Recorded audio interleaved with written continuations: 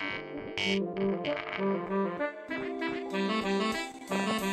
everyone, Scott Hansen here from NFL Red Zone. I hope you're checking out 1 hour of 5 Yard Rush, one of the best podcasts on NFL football in the UK. Yo, what's happening, Rush Nation? It's Monday.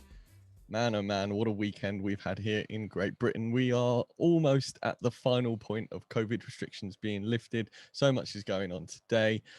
If you're watching on video, you saw the playbook video before we got on. If you're not, and this is an audio, if you are watching on video, you also know who today's guest is. But if this is an audio only for you, don't forget to head over to 5yardrush.co.uk, grab your PDF version of the Fantasy Football Playbook 2021 edition. But it's also now on Amazon. So if you do want a paperback, head over to Amazon, find yourself the 2021 playbook and get it in your basket. Get it primed to you, get it tomorrow. Happy days. Big man, how you doing, fella?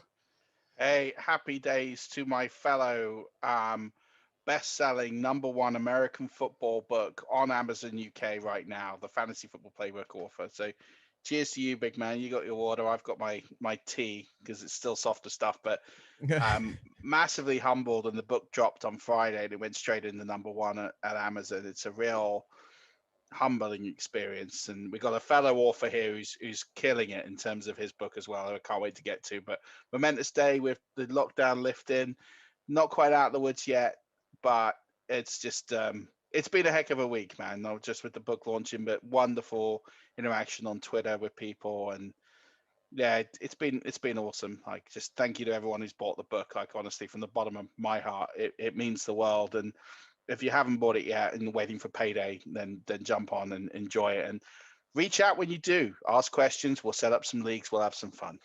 Absolutely. And before, if you are watching live, we would like a huge favor. Head over to Ball Blast's current poll on Twitter. They're running a Twitter about fellow people in the industry, and our boy Rich is in the semi-finals, and there's only a couple of hours, if not an hour, to go. So if you could vote for Rich to get to the final, we would be hugely appreciative, Rush Nation. But Murf alluded to it a minute ago. We are joined by fellow author. He is the author of the Analytics of Dynasty, contributor at the Football Guys, and host of the Analytics of Dynasty podcast. It's Jordan McNamara. Jordan, welcome back, man. How you doing? I'm good. Congratulations on the book launch. It's nice, and I'm glad you guys are sort of getting out of lockdown mode over there. It's a good week here, so it's glad to be with you guys. Oh, it's good to have you. It's been a while, too long since we had you on, and we were talking a little bit off air. But tell us a little bit about what's been going on with you since you were last on January last year. Yeah, I got the release of the Analytics of Dynasty 2021 edition. This is the 3.0 version. So each one of them's a little different in terms of what they focus on. There's not really a ton of overlap. They build on each other to some degree, but I don't do it like a college textbook type deal. It's not, you just, recycle content and slap a new number on it and call it another edition. It's whole new research, whole new topics, and all that sort of thing. So lots of that stuff, and then I have my subscription over there at analyticsofdynasty.com.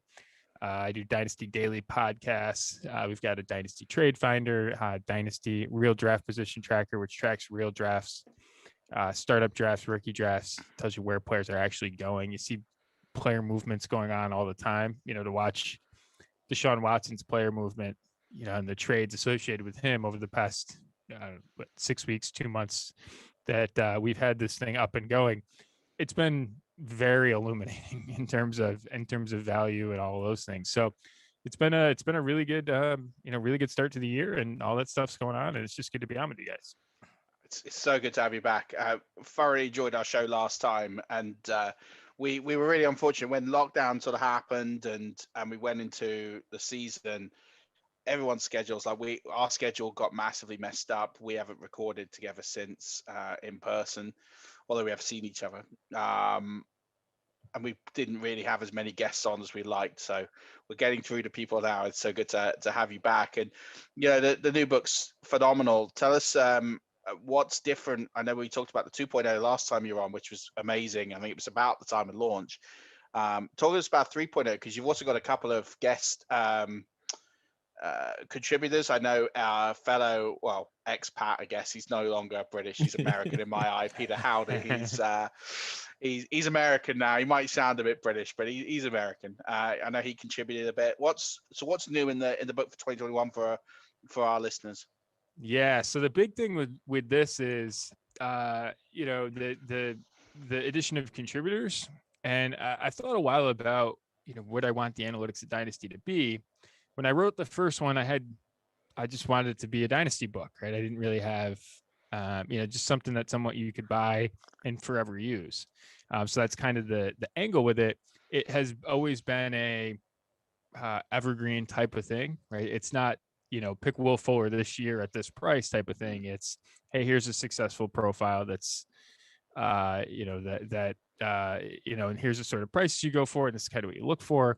And so it's more strategic than it is tactical in any sense. So I've been, and then I did 2.0, and I've tried to think about, what I want the analytics of Dynasty to be. And I want it to be strategic, and I want it to have different ideas that sort of push the envelope and progress our thinking forward in terms of positions, how we think about players, how we think about strategic decision making, all that stuff. So I decided to incorporate some contributors. Chad Parsons, my co-host at Football Guys, contributed something on roster retention rate, which I wouldn't have set out to do what he did, but what he did basically confirms everything I sort of suspected about how long players are on our roster, which is really interesting, and people way overestimate the longevity of players. So that was interesting. Peter Howard did something really fascinating on basically rookie metrics. So he went through basically all the metrics that really matter for rookies and put it all in one place, which is something that I always thought needed to be done. There's so many stats, breakout age, dominator rating, all these things. There's never been like a glossary of it or kind of like an overview of the entire topic. There's a lot of ad hoc pieces. And so I have always been really interested in, like, let's make that a strategic thing. So he contributed that. And then something that was really fascinating to me, and a lot of people had asked about, was tight end premium. And, when you start two tight ends, or when you mess around the PPR scoring or something like that, how does that affect the positions? And Scott Connor of the Dynasty and Chill podcast, he did a whole chapter on that, which was really interesting. It sort of shows how the rates move around a little bit in terms of, how often you should start them based on the format and the scoring. It's a really interesting thing. And there's more that goes into it than just jacking the PPR scoring either up or down. It's a really, really interesting read, and I've been able to incorporate it in some key places. So that's all the contributors. And then I did my normal thing, a lot of looking at profiles, a lot of looking how to identify really successful profiles. Two guys that I love this year based on some of my profile research is Clyde Edwards-Helaire and Josh Jacobs. Like, they're elite profiles trading at not elite costs, and that's like a smash situation. And so I did a lot of that stuff, rookie drafts, some different strategies in rookie drafts. Thinking about one thing I really liked this year too was I did a whole piece on just strategy in terms of taking stuff from outside of Dynasty fantasy football and applying it to Dynasty fantasy football, thinking about, the decisions that we make. I stole the idea of a book called 10-10-10 by a woman by the name of Susie Welch. And I transformed it into 2-2-2. So you think about your decisions in 2 weeks, 2 months, 2 years time frame, short, medium, and long term. Sort of look back at your decisions sort of through that lens and how you're going to try and impact your team. A lot of that stuff has really been helpful in terms of shaping the way I think about the process of playing Dynasty. I think it's been pretty successful for the readers as well. Yeah, it's first of all, it's fascinating, and I encourage anyone who's listening now who's joined us on the journey since you were last on to go back and listen to the first podcast that you were on back. It was January 2020, because it's quite timeless. We didn't get into too many player profiles. We talked a lot more about the general concepts of Dynasty football, some strategy around it, for all different scenarios for like win now, etc. And it's timeless. And I strongly urge, in fact, I'm going to retweet the link out after this is aired for people to go and download, because it was fascinating and a really good discussion. And I think what I love about the analytics of Dynasty is because it's as you say, it's not a year-to-year guide. It's not something that you read it and it's done. It's like, great, next year it's going to be completely different. It's just going to give me the latest players to draft. It's strategically there to make you a better player, to improve your decision-making process. And you can go back and read last year's version or 2 years ago version and go and learn things that maybe you didn't either understand or you didn't grasp or you didn't wasn't as applicable to you in that situation. If you had a load of new drafts and new start of drafts and now you're 2-3 years in, that stuff's more applicable. And I think that's what I really love about it is each edition is not just a yearly guide. It's a development. It's like a college course. I think you put it right. It's like just every year it's how do you expand and get better. And I love it. Where can people go and buy the book, and where can people sort of get involved? Because you have a great community as well. Where can people get involved in that? Yeah, you can go to analyticsdynasty.com, and I sell the book right there. I actually have I think that the Analytics of Dynasty is best consumed in two parts, basically. So I have the 2021 edition. Again, it's really tough. The toughest part of, and you guys probably experience this to some degree too. If you explore an idea in a past book, I don't want to just, I think I'm doing a disservice to my yearly subscribers to just write it again. Mm. But so much of what happened, so much of what I think builds off of what I've learned in the past, right? So much of the 2021 edition, not all of it, but a lot of it is branching off of ideas, right? If the 2020 edition is sort of the tree, 2021, there's a lot of branches that from the 2020 edition that I explore in 2021, there's a lot of different stuff too, but there's some key things. So it's a balance between, rewriting what I wrote in 2020 to expand on, to expand 10 pages on it, it becomes a little arduous, and I don't want to sort of shortchange the subscriber either. So I think the best way to consume the Analytics of Dynasty 2021 edition is to do them both. Is to read 2020. Again, it's all evergreen. Read 2020 and then read 2021. So I have a bundle up on the website. You can do that, analyticsdynasty.com.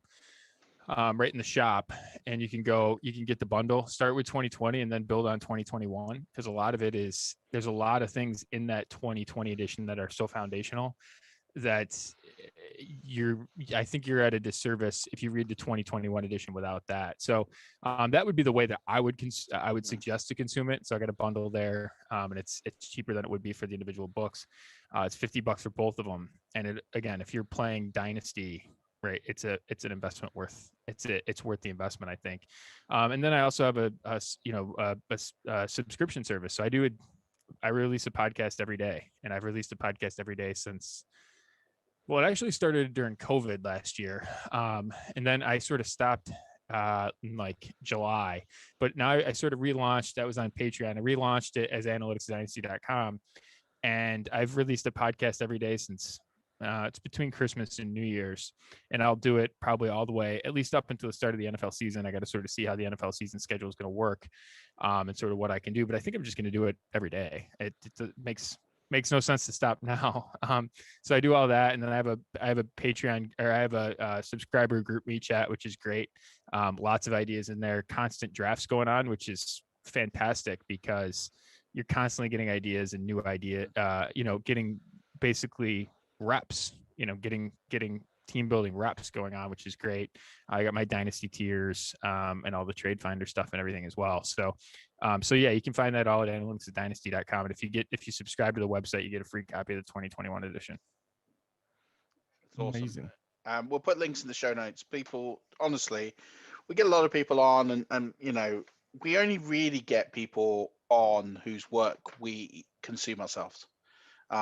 Because we believe in it. It'd be so easy to just, bring anybody on to push stuff, but genuinely, it's made me a better Dynasty player, and I'm certainly, as a result of reading it, a far more aggressive Dynasty player. I feel like at times I was quite, I don't say conservative, because I kind of now know what I'm very much I like to win now. But I think what the books help me with is, after you go through that initial win now, whether you win or you don't win, how can you reload quickly with value? How do you reload? So you almost, if we're looking at a real world scenario, what the Buccaneers did, they were a team that kind of pushed the chips in, didn't work, very spectacularly fell off, load of investment in free agency, couldn't even get in the playoffs, and then over the course of a year or two, how do they build to contend without really mortgaging the entire future? And that's what I like about the book, is it gave me a lot more, because I find rebuilds, like a strong, like 3-4 year project, really difficult. Um, there are people out there that love it, and hats off to you, but I like to win. And I think what the book does, it gives you ways to be competitive. Maybe you're not going to win the title, but maybe you can get yourself into the playoffs and have a competitive season just by making some small tweaks to your strategy and all-round play. Yeah, I totally agree with that. And one of the things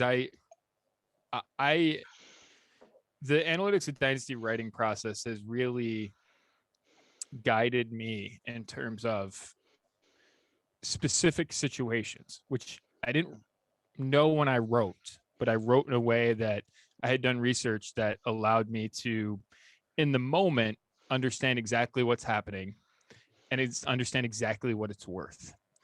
And a classic example of that is Deshaun Watson, right? How do you deal with the risk that is Deshaun Watson? First, you have to identify what the risk is, and then you've got to identify what it's worth. How much should that discount you? I'm seeing him go, 4th, 5th round in some drafts. And just to give you an idea, when you're sort of looking at, in that range of drafts, you're looking at, what's the odds that you get 2 top 12 seasonal finishes out of a quarterback in that range? You're probably looking somewhere in the 50-60% range, right? And that's probably a little generous. If Watson misses a year, right, if that's sort of what the risk you sort of attribute to a guy like Deshaun Watson is, well, what's the odds that he's going to outproduce in 3 years what the cost of, or the quarterback that you would be getting in the 4th round? Historically, he's going to crush that, right? He's going to crush that historically. He's one of those ones for me that in a pre-analytics of Dynasty world, I wouldn't have known what to do with. But when you sort of gauge, hey, listen, I'm trading a mid to later 1st round rookie pick, or I'm sort of treating him as a 4th or 5th round startup pick, I understand, and I think my readers understand now what that means in terms of, the odds of hitting in that range, the odds of a significant difference maker in that range, especially at the rookie pick cost. I mean, you might be getting like 30-40%, something like that, in terms of guys making a true big time difference. And you're going to get a guy who's on a Hall of Fame track. And basically the cost is you're going to, you think maybe you lose a year, right? That's kind of what the tax that I'm putting on Deshaun Watson right now is. That's a smash situation, right? Yeah. And that's embracing, that's not being afraid to lose, that's trying to win, right? And I think that's the thing that with the analytics of Dynasty, it's really been able to sort of contextualize the decisions that we're thinking about, and something that when as we sort of look forward, all these situations present themselves. Tyreek Hill, for example, how do you deal with a guy like Josh Jacobs, who's falling in price, and it makes virtually zero sense in terms of, from a profile, just take the name out of it for a second, just from a profile perspective, how do you sort of deal with that? And, how do you sort of compare him to other guys? How do you compare a guy like Clyde Edwards-Helaire to the incoming rookies? How do you sort of do all those things? And that's all stuff that's there, right, in the analytics of Dynasty. And those are things that I sort of look at and can tell you, hey, this is kind of what historically this decision has been worth to you, and this is the edge that you have. And it's very helpful in terms of when all the bullets are flying in season to be able to adjust to that, or when they're moving quick in a Deshaun Watson like situation, right? You kind of need to know what it's worth and what the risk is, and then what you're paying, what the risk is on what you're paying, because people way underestimate the risk on what the rookie picks and some of the existing startup picks and all that stuff. People way underestimate those risks, and probably overestimating the risk to Deshaun Watson ultimately. So those situations, sort of when you frame it like that, I think it's really helpful. See, the Deshaun Watson thing is something I've been thinking about a lot over the past week, and I've been watching different drafts, different moves, where he's going, etc. Right. And I'm doing some redraft best balls. I'm doing some redraft analyst views and current trends, and I'm tracking where he's going. Right. And redraft, I get it. Right. Redraft, he's going 10th round now. Fine. I get that, because he could miss 8 games. He could miss the season. Like, I get it. Mm-hmm. But in Dynasty, the one thing that's made me fascinated about Deshaun Watson, and this is something that I think is kind of between the lines. I play in a lot of leagues with people in the UK, and I play a lot of the leagues with people in the US.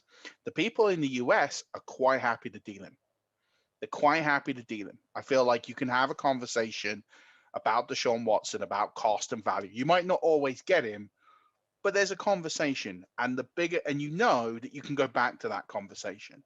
You know that as soon as the news comes down, you can reopen the talks, and you can go and get a deal done. Whether you do it now, whether you do it 3 months from now, ultimately for 21, it doesn't matter when you do the deal for Deshaun Watson. It's not really going to matter. You're going to get it done at some point if you're desperate enough, or you see the value enough and can find the right price.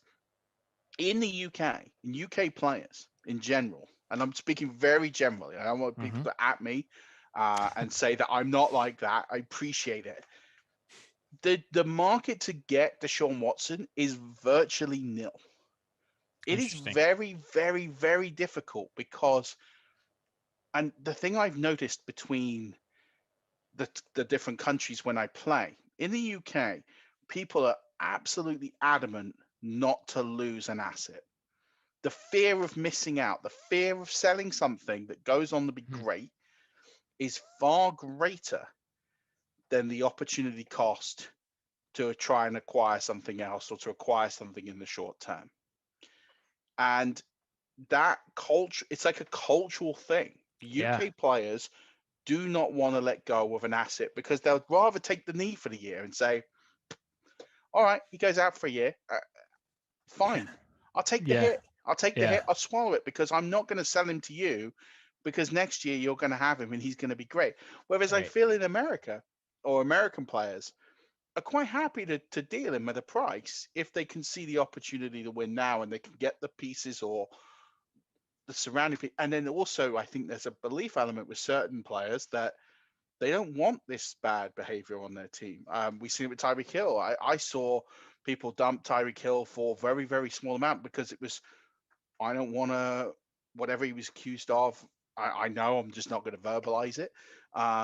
I don't want that behavior associated with my team. And there was a real sort of moralistic view. I don't know. What have you play with people all over the world? Do you think that? Because that's the feeling I get, is that I feel like in America I can acquire or get on the path to acquiring Watson, but over here, no chance. It's a really interesting cultural phenomenon.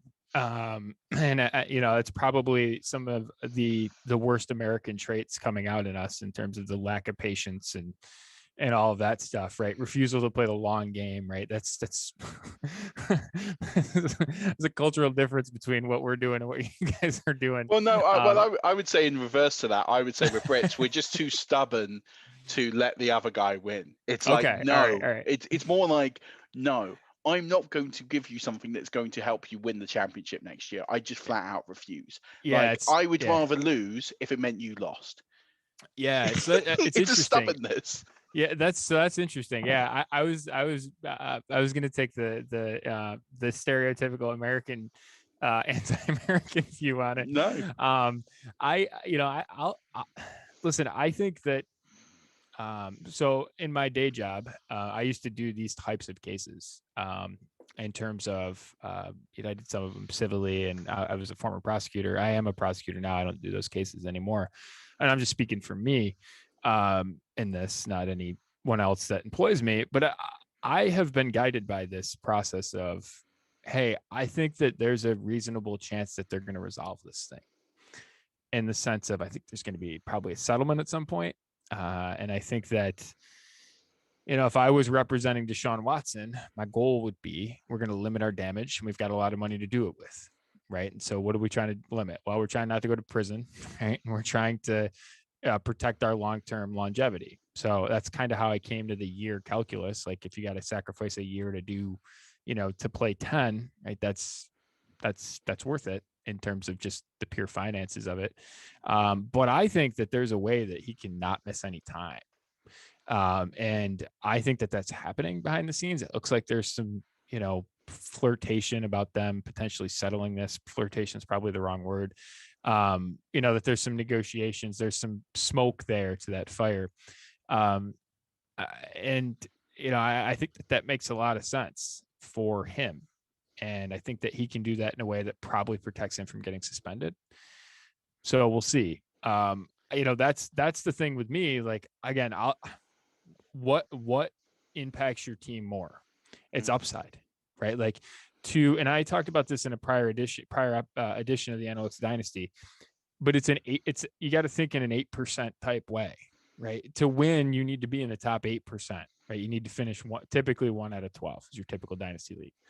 How do you do that? Well, you have to take calculated high upside bets, right? It's not just playing willy-nilly, but it is playing Dynasty in a way that takes an asset and you need assets that have asymmetric risk, right? That the downside isn't that great, but the upside is enormous.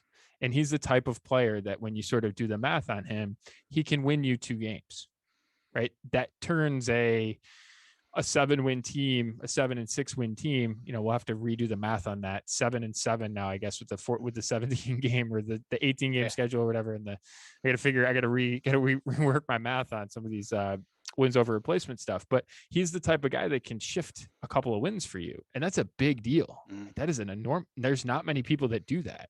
He's the type that can for a decade, and like that's worth a lot. And if I'm paying, I traded 106 straight up for him, and actually a 2 quarterback league, and I don't necessarily need him, but he's going to, right. I mean, and here's the thing, like if it settles, which I think is going to happen, he's going to go up in price.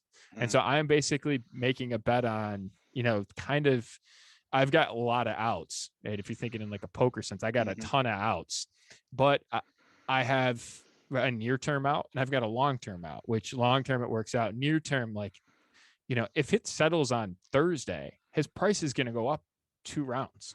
Almost overnight, his price is going to go up 2 rounds.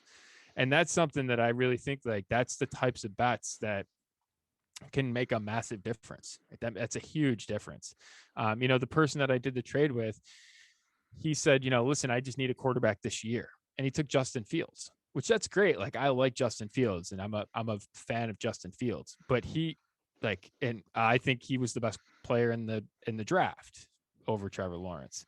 But all of that said, there's a huge difference between being running, rookie 1, rookie 2, rookie 3, wherever you put Fields, and a guy that's on a Hall of Fame track to start his career. That's just, a continental divide level of difference in terms of players. We're reaching all the way across the ocean, like this show. It's just such a big difference. So for me, like, that's just a clear, I mean, that's a massive upside bet, and at a cost that's not that high. Yeah, I'm with you. I think if you any first, even the 101, I would do it tomorrow. Wouldn't even hesitate, because I'm with you. I'm reading between the tea leaves. I'm not quite as bullish as you. I do think he gets a suspension, but I think it's a prearranged suspension, similar to what happened to Jameis Winston, where there was clear discussion that he would come out, he'll make a statement, he won't appeal the suspension. It'll be something, it will have to be more than what Jameis got, which was 3, but I can't see it being 6.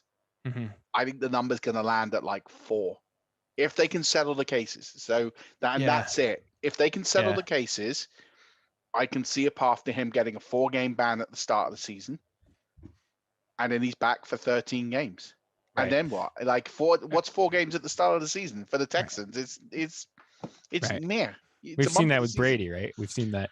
And I actually think I'd even go more bullish. And the reason why I actually think that there's a chance that he gets no suspension is because if he settles it in a way that sort of agrees to not disclose anything, right? They do a non-disclosure agreement. They're kind of common in these scenarios.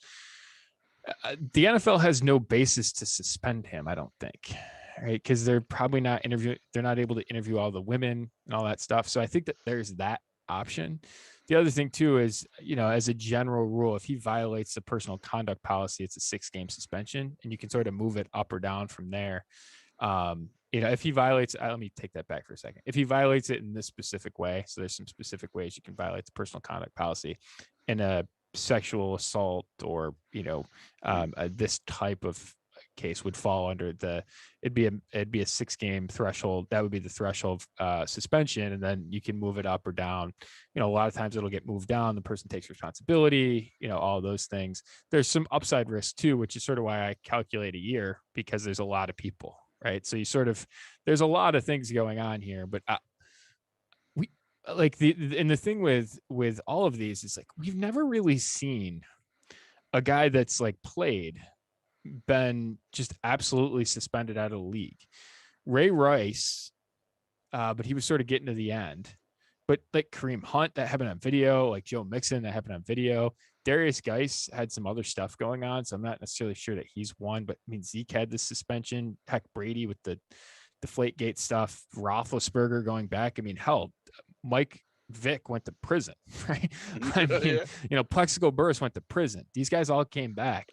And there's only, at any given time, there's like 20 guys that can be franchise quarterbacks that are eligible to, that are walking the face of the earth and eligible to play. And he's one of them. And he's probably going to be one of them for a while. And so, that's just the brass tacks of it all. Is I think that's sort of that situation. Again, it's all about the bets you want to make, right? I am in let's take a huge upside swing, because I don't think the risk is that much with the cost you're paying.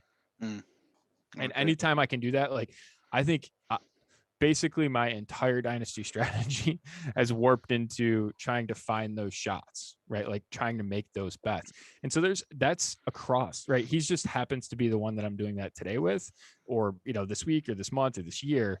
But tomorrow it could be another situation. In my rookie drafts, like, I'm constantly hunting the guy that can tilt the league. How many guys are there in this classic tilt the league that aren't a quarterback? I think there's probably 6 of them. And outside of that, they're not expendables is a wrong word probably, but they're not huge difference makers, right? How many of the difference makers can you truly get? Yeah, Antonio Brown's another one, because Antonio Brown, everyone's worried about what's going on with Antonio Brown now with, this civil suit's come out. Here we go. It's Antonio Brown again. The difference is he's already served the suspension for this suit. Right. He served it in the last suspension that he got. It was included in that. It was a legal case. The legal case got resolved. Right. This is a civil suit, and Antonio Brown is going to have to write a check between $30,000 and $39,000. At some point, that's going to get paid. Doesn't matter. But he's already served the suspension for this. So you can go and tap on a player if you're desperate for like a wide receiver 3 upside play that you can acquire for like a 5th round rookie pick. Antonio Brown is it. Like, it's a much smaller scale, but you can buy Antonio Brown pretty cheap now from players because they think, AB's going to go off the rails. He's going to get suspended again, because they haven't researched it. And actually, he's already served the suspension for this one. He can't get resuspended for it. So it's another player. Yeah, I completely agree with you. So you mentioned 6 of the rookies in this class, Jordan. Let's talk about some rookies in these rookie drafts. Yeah. Obviously, rookie drafts, it's the time of year people have got rookie draft fever. I was in more than I could count on Saturday, and I'm sat there thinking, crikey, like, the rest of the offseason is still yet to come. Why do we have to pound these rookie drafts a week after the NFL was drafted late? No one's moving. Nothing's going to happen next week or the week after. But obviously, it is that time, and they want to line up their shiny new toys after drafting them. What's been your interest in dynasty startups and rookie drafts from your perception in 2021? Because obviously we had the 2020 COVID lockdown draft situation where everyone was just drafting out of pure boredom and got into way too many teams. Have you seen a change in that in 2021, or do you think it's the same again because of where we still are, sort of? That's a good question. I think people are doing less startup drafts. Just I've seen a fair amount of them, but I mean, I just know I'm doing less, as there's other reasons for that. But, I think based on, my subscriber chats, I think it's probably down. But it hasn't fallen through the floor, and maybe I have a different level of subscriber probably, but I don't think that, they probably don't accurately reflect, the average in terms of, just people that aren't subscribing places. They have a different connection to their teams, I think, than people that subscribe, and pay services and consume daily content and all that stuff. So it's tough to say generally from what they do, but I think that, I've noticed that there's been, a fair amount of it. I think it's down from last year, but, it's interesting, right? And I think that this is a time of year that you got to think big picture.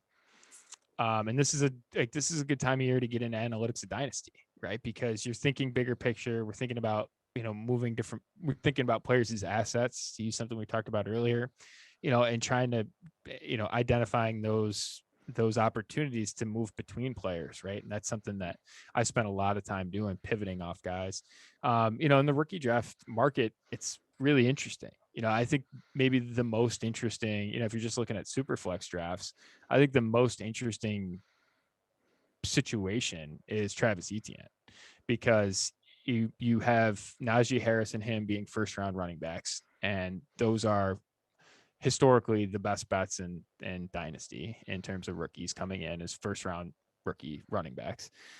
And you sort of look at them and you say, okay, they went pretty close to each other. I don't think there's a major difference in terms of their profiles. They look a little bit different when they play, but they're both pretty good profiles. Neither of them, it wasn't a shock that either of them went there. And yet Najee Harris is going in the mid third rounds of startup drafts, and Etienne's going in the fifth. Etienne looks a lot more like Javonte Williams in terms of their costs, right? I think the last I checked, and we track it over at the site, the last I checked, it's Travis Etienne's going like 504, Javonte Williams is going 510, and Najee Harris is going like 304. So it's a 2-round gap between Najee Harris and Travis Etienne, yet it's a 6-pick gap or so between Etienne and Williams, right? That's, to me, that's way too much of a gap, right? You're treating that those two first round guys way too differently. So Etienne's and that's showing up in some of these and some of the rookie drafts as well. I mean, depending on sort of the format and everything, you're seeing Harris go 3, 4, 5 picks in superflex drafts ahead of Etienne. You're seeing Jamar Chase jump ahead of Etienne at points. You're seeing Pitts jump ahead of Etienne at points. So you're getting a gap between Etienne and Harris. I think that's a really interesting thing. This, again, the analytics of Dynasty, a lot of it's about patterns and recognizing patterns. There was a big pattern last year, which was something that my research for the 2021 edition kind of, like, in bright glaring red lights, showed that I didn't know, I didn't perceive the impact of until after rookie draft season last year, which was when you look at top 10 quarterbacks, they perform largely random. And so what that means is we're not, the order in which they go off in rookie drafts hasn't been predictive of how well they've done. So if we've gone early on guys in rookie drafts, it hasn't been within that group of top 10 guys, they haven't performed better than the guys that were later on, right? That we drafted later on as top 10 guys. I think that's pretty significant. The other thing too is the NFL draft order of those top 10 quarterbacks hasn't shown to be statistically significant about predicting success just within that group. So 1 hasn't historically, or 2 hasn't historically been better than 9 or 10, right? They've been performed largely random. When you see those things, right? That's Justin Herbert. Right. That's Justin Herbert. That's Josh Allen from a couple of years ago. Right.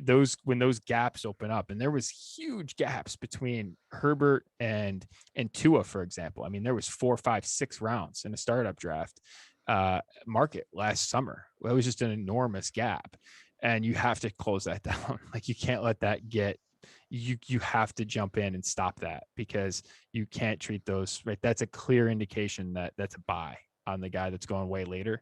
So for me, that's just reappearing right now with Etienne, right? That's reappearing with Etienne. The other thing too is, as I look at it, I'm not a huge fan of Kadarius Toney, But when you sort of look at his profile, I mean, there's a round gap in some spots between him and Jalen Waddle, between him and Devonta Smith.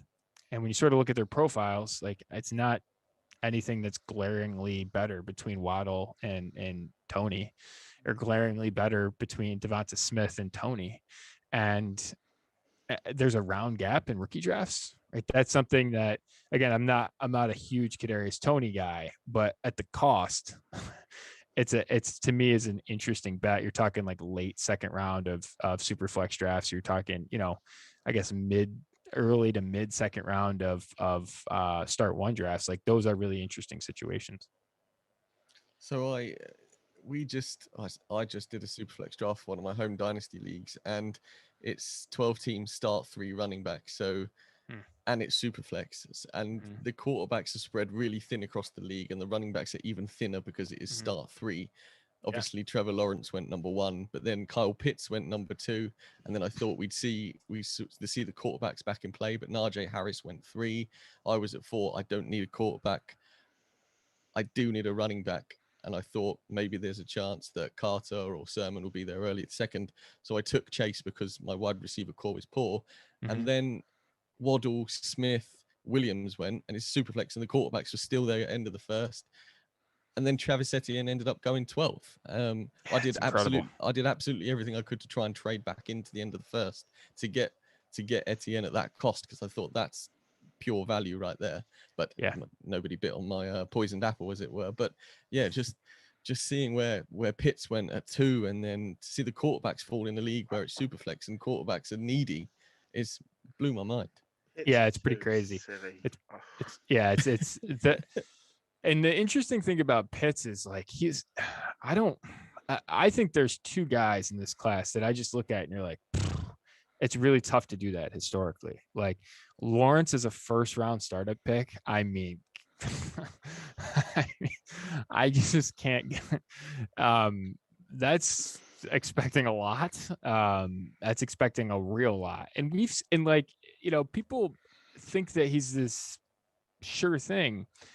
A couple of years ago, after Baker Mayfield's rookie season, Baker Mayfield was going quarterback 4, quarterback 3. He went at the end, the very, very end of that offseason, he was sneaking into quarterback 2 range. And it was later in the draft because quarterbacks were going later, right? So he was more like a 3rd round startup, second, maybe 3rd round startup pick. But he was going, relative to the position, way more expensive than Lawrence is, right? When you sort of, there's a difference between 4 or 3 and 2 and like 8 or 9 where Lawrence is going right now. But people are making this argument like, hey, this is a really safe bet. I'm like, is it? Because again, the first round quarterbacks perform largely random. I think there's plenty of, I'm not going to say that there's huge holes in Trevor Lawrence's game, but I could sort of poke them, right? I think that there's massive questions about how a guy that, basically through RPOs at an extraordinary rate. You're looking at when you go back and look at it, he had amongst the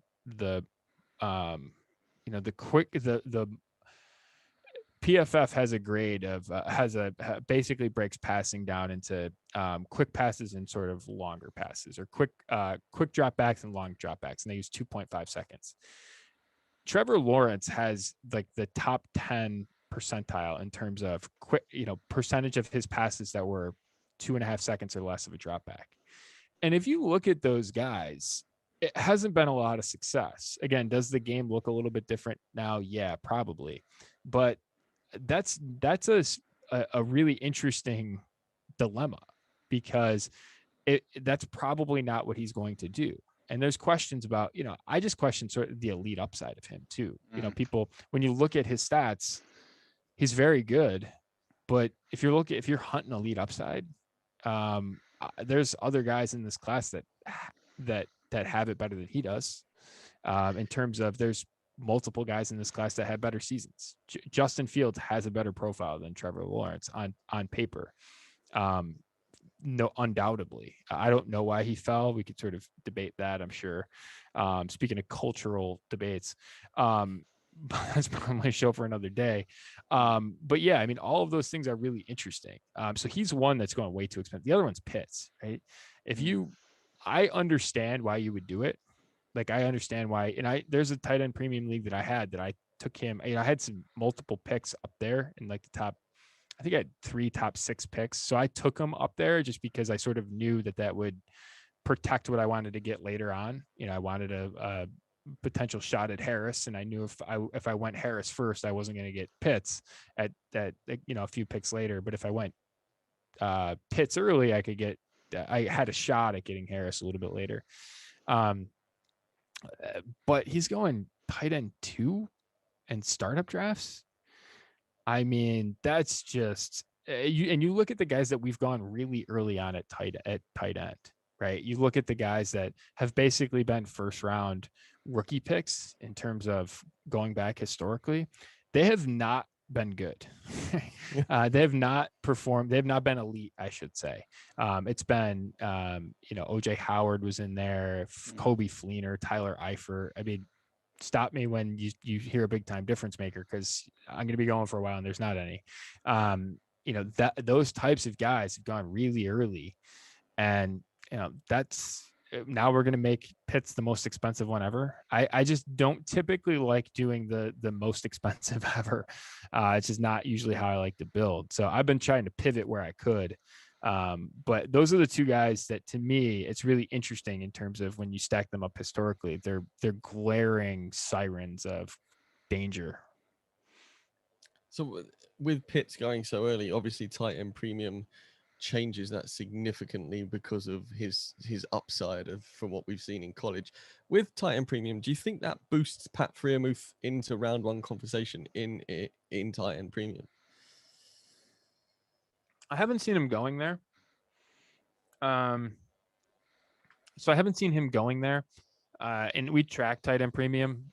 That's our basically default setting in terms of drafts that we track. So we track Superflex tight end premium. I haven't seen him going there, but I do think like and I did this last year with Cole Kmet. Basically you get a kind of a round 2 tight end that tends to fall into the second round. At times you can get Kmet in the 3rd round of rookie drafts. Like, that's a smash. You just take that and you just move on, right? And that's how you kind of build depth at the position. And it's at a discount to me. So I have been in on him in that range of like the later 2nd round. I think that's totally appropriate for Freiermuth. I haven't seen him jump up in the 1st and very much in any of the data that I've been tracking in terms of rookie drafts. I just find it interesting that people, like, for me, this rookie tight end class is fascinating because you've got Pitts, who's incredibly overvalued, and then you have the rest. I mean, I'll be honest with you, I would lay the only tight end I would even draft this year based off ADP is Tommy Tremble. He's literally the only one I even want to consider, because Pitts massively overdrafted. Freiermuth massively overdrafted. When was the last time that the Steelers, with that coaching staff, had a really relevant, prominent tight end with all those mouths to feed? Do we really think Freiermuth is going to, good player, don't get me wrong, but do we really think he's going to be a great option for what you're going to pay in a rookie? I'd rather buy a lottery ticket to a wide receiver or running back at that range of what he's going to cost. Hunter Long in Miami, same thing. Like, it's the most underwhelming. In fact, no, last year's tight end class was the most underwhelming tight end. But this isn't far behind. If it didn't have Pitts in it, I think you'd just fade it completely. But I just don't want any part of it. But one thing that did get me interested there, you were talking about Trevor Lawrence's ceiling, and I was just having a think, and I've been thinking about it, and I still can't think of the last time a rookie head coach took a 1st round quarterback and it worked out. Now, I'm sure there is one. I can't think of one, because the last instances I can think of are Wilkes took Rosen in Arizona. That didn't work out. And that didn't work out. Cliff Kingsbury took Kyler Murray. Yeah, there you go. There's always one. Kyler Murray. That's right. There we go. Because I was trying to think like of, and I think Peterson took Wentz. Neither of them are on the team, so yes, they won the Super Bowl. So it's kind of a gray area. With somebody else starting at quarterback, yeah. Yeah, but I mean, exactly, it's a gray area. But yeah, I the record of it isn't good, and I think that would be that's my cause for thought on. Do you really want to throw in?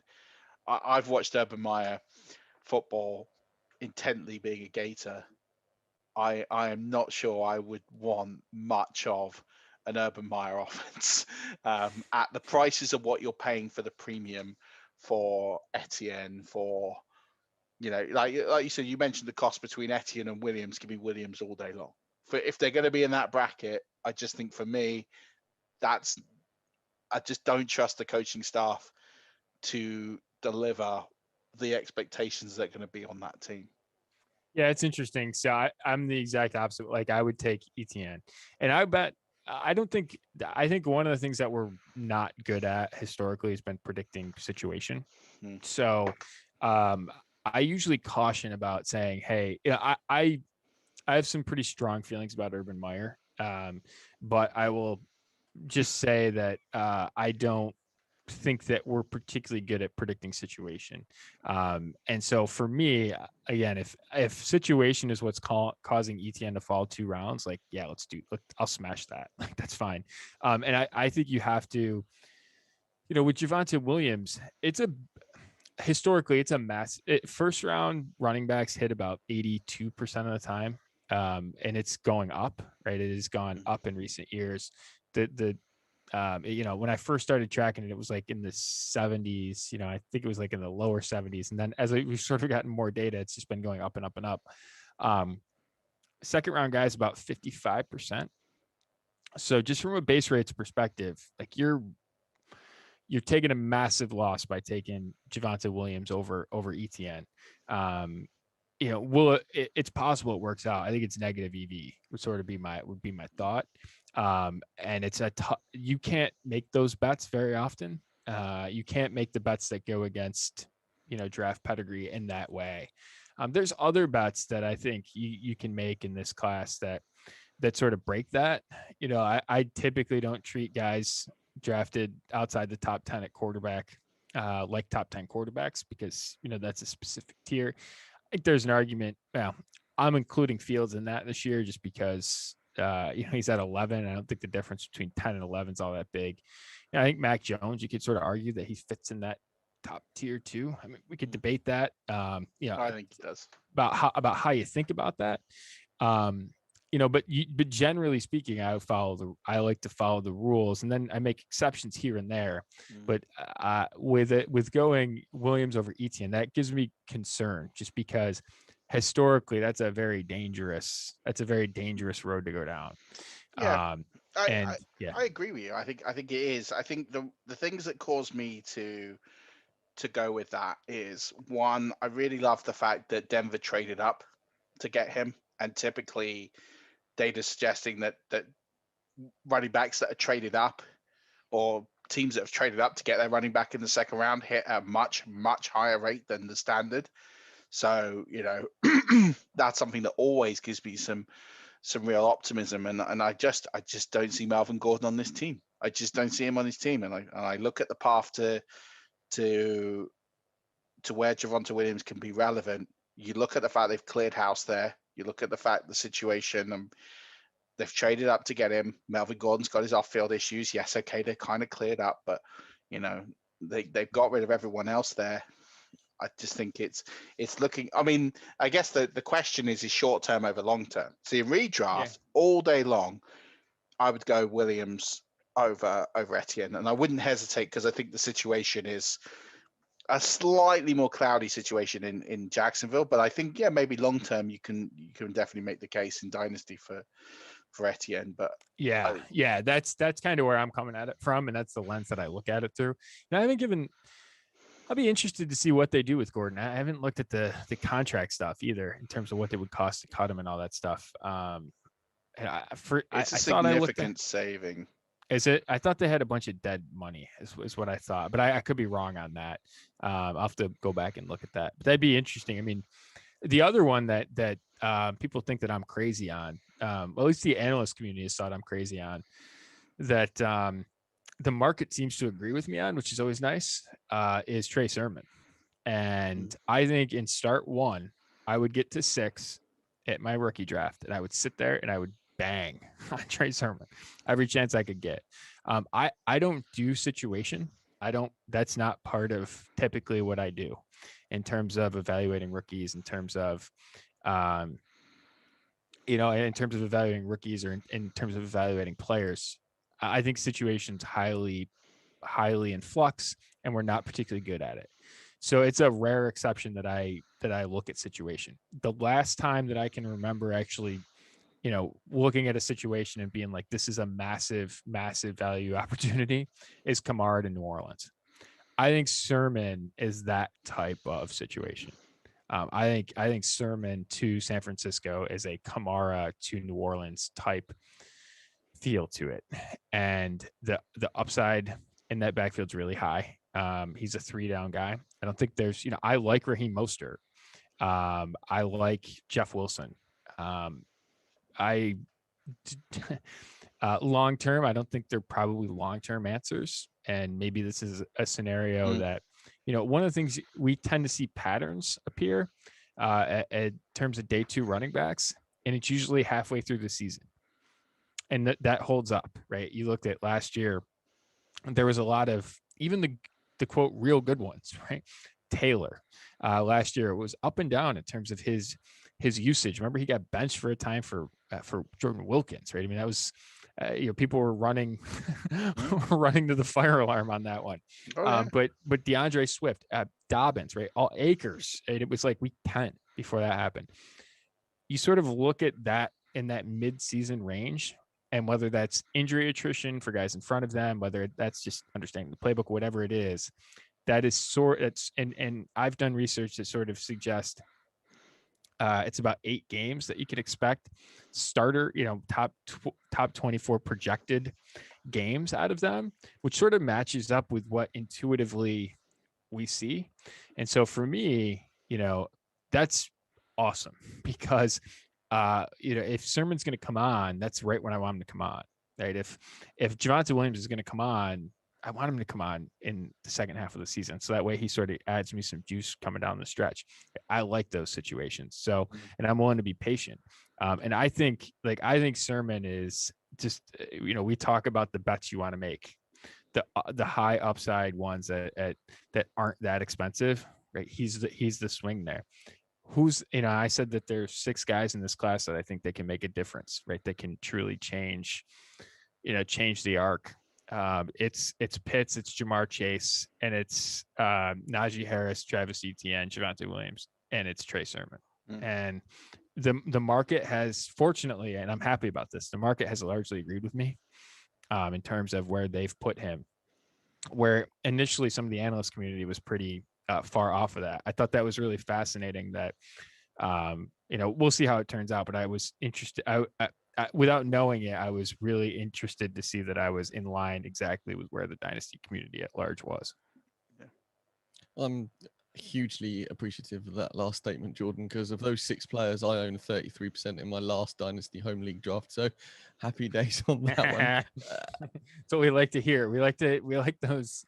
And it's fun too, because I will be overbearingly aggressive in terms of getting to where I want to get in terms of, specific situations. Kamara was one where I went up the board, I went down the board. I got to 7 in that class. I sat at 7 and I took him well above ADP at 7, because I think he ended up going 111 was his ultimate ADP that offseason. And so I was aggressive to getting to that spot. And I've tried the same thing with Sherman, and I have had very little success. I've got him. He's probably my most rostered rookie, but it's only 25%. And I'd be fine going 65, 70, 80% if I could. I just haven't been able to get to that spot, which is, I don't know. I don't know if it's just the class this year, it's harder to do it with or what, but I've been largely unsuccessful. So I'm glad that you're sort of on the board of these guys, because I've had a hard time getting it out. So we're with Sherman. I think you're right. I think people are maybe down on him more than they should be. Where have you seen, if you're not able to go up and get him to where you feel comfortable moving to, where are you seeing him going then? That's a great question. So the Analytics Dynasty, we actually easy for me to say, track rookie drafts. And so we sort of know where he's going. And so it's pretty helpful in terms of being able to put together a rookie board, being able to put together a rookie draft plan to know where these guys are going. So in Superflex drafts, we have him at a median. We use median instead of average because it tells you basically kind of where your 50-50 shot is. We've got him at 202. And so, yeah, so basically he's going, and it kind of works. There's some tiers that have developed. It's basically Mac Jones is at 111 is his median. Jalen Waddle's at 111. Devonta Smith's at 111, and Trey Sermon's at 202. I would go the way that I would draft it would be I wouldn't have a receiver over Sermon besides Jamar Chase. He's the only receiver I'd have over Sermon. And I have Bateman. I basically have Mac Jones, Bateman, and Sermon as a tier. And I would go Mac Jones, Sermon, Bateman in that order, in that tier. I think with Mac Jones, you could pitch me to take the Sermon side of it. I think Sermon's probably got more elite upside maybe than Mac Jones does, right? But I think that I think you'll lose the Mac Jones side of that less often than you lose the Trey Sermon side. And you lose it. You don't take a catastrophic loss, right? Where I'm okay taking a catastrophic loss. Like I'll take the huge upside, high risk bet. I'm fine doing that at running back. But I think with Mac Jones, you've got a lot of outs, right? And historically, I think the odds are that you look at that profile, first round rookie quarterbacks tend to go up in price. I don't know if this year's the right class to say that about because they're all so expensive, but Mac Jones isn't.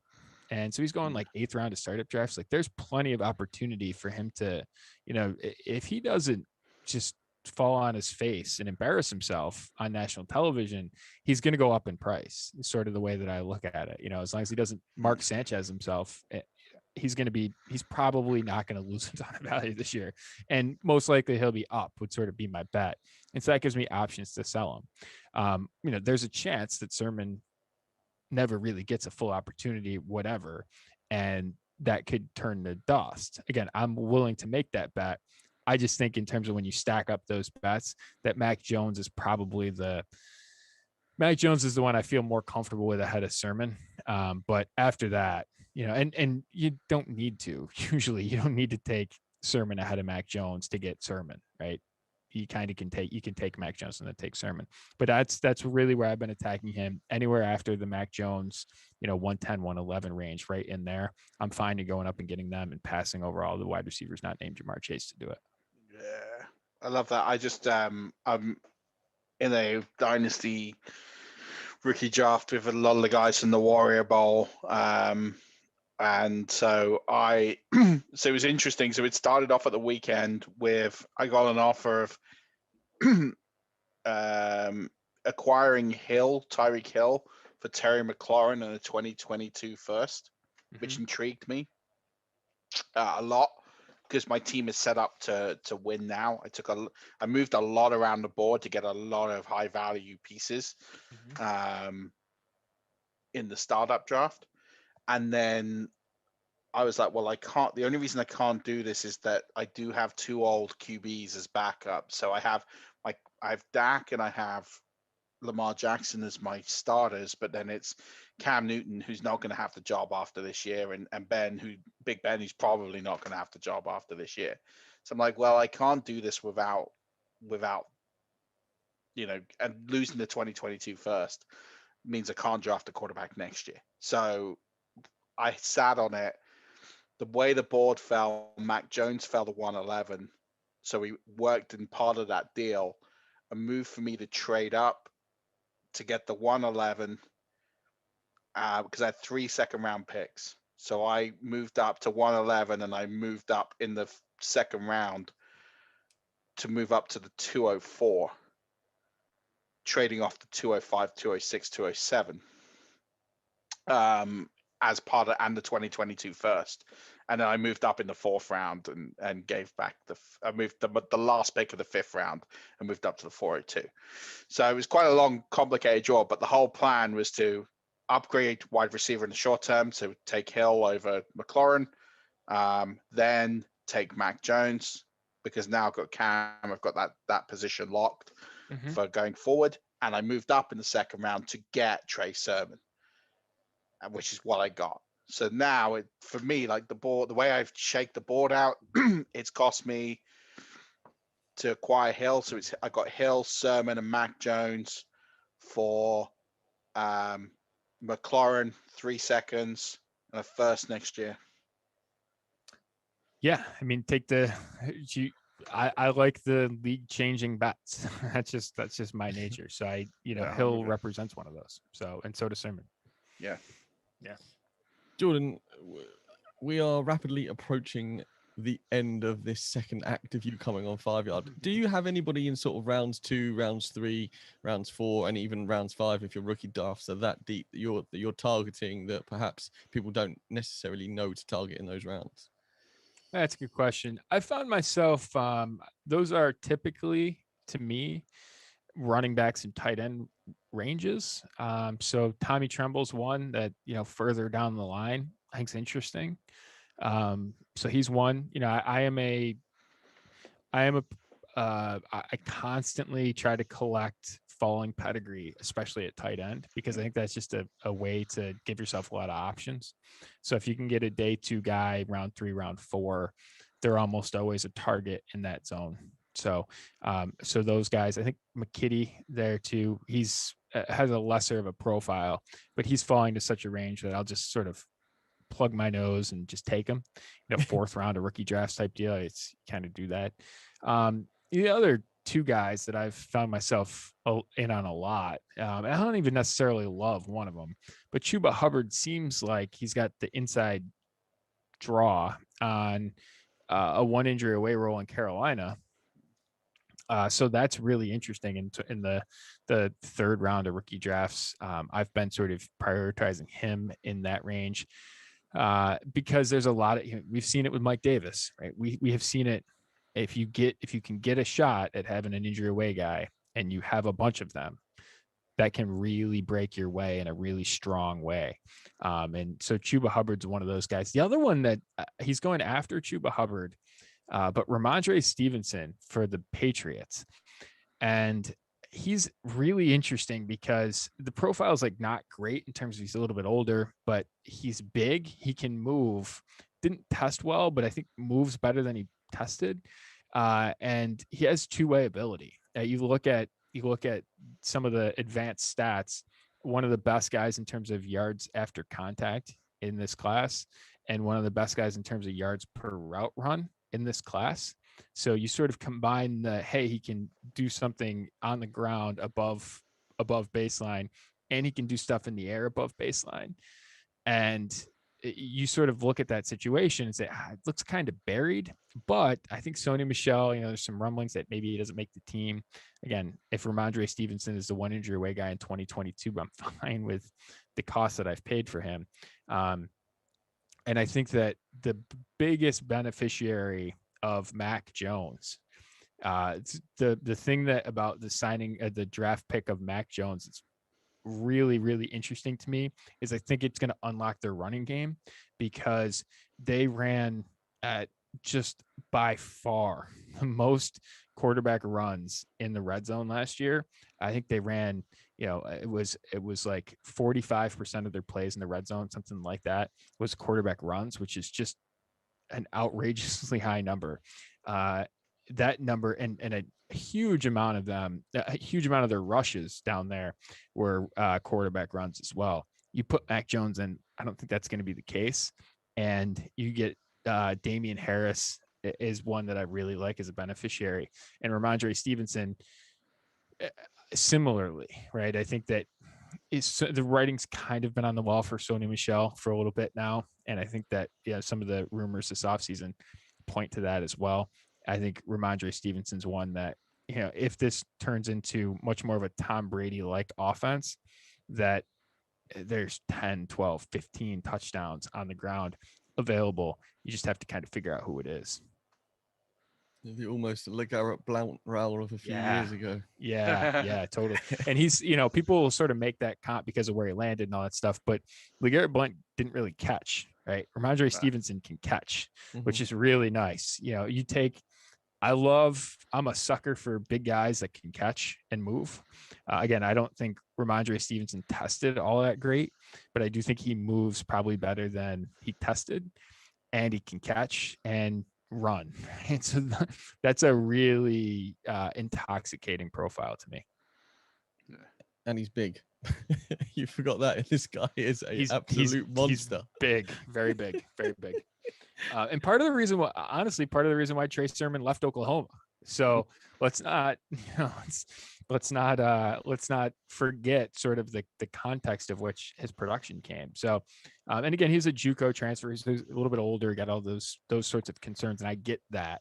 But at the cost, again, I look for bets that can way out produce their cost. You get to take Tutu Atwell, or you're going to take the guy that could potentially, find himself in line for a touchdown a game type role at some point. Give me the guy who could find himself in a touchdown per game type role. Absolutely. So before we get to your spicy dynasty hot take for 2021, have you got a brief summary of advice for rookie pick trading and rookie drafts? Because I think there's a definitely discrepancy at the moment between rookie pick value and what people should be trading away or trading for with rookie picks. Yet sometimes perhaps people don't quite understand the value of either the players they're trading picks for or the picks value themselves. That's a good question. I think that there's a dead zone, what I call the zone of death in rookie drafts this year. And it's basically like in the mid-second, kind of after the first round, wide receivers go off the board, after the day 2 running backs go off the board, after Freiermuth. After that, it's a pretty big chasm. So again, I've been in on Hubbard and Stevenson just because I have picks there. But if I can use those picks to sort of vault up the board to target Trey Sherman, for example, I'm doing it. Bateman, I'm doing it. Those picks are expendable, at least in my mind this year. Identifying, that's part of what I really like about how we put together the analytics at Dynasty is it gives you an idea of what the players are worth. Right. So I can love Ramondre Stevenson. About 20% of 4th round running backs have hit for a top 24 seasonal finish. It's not a great number, right? And so when you kind of can jump a tier, when you jump up to 3rd round guys, it's like 45%. Right?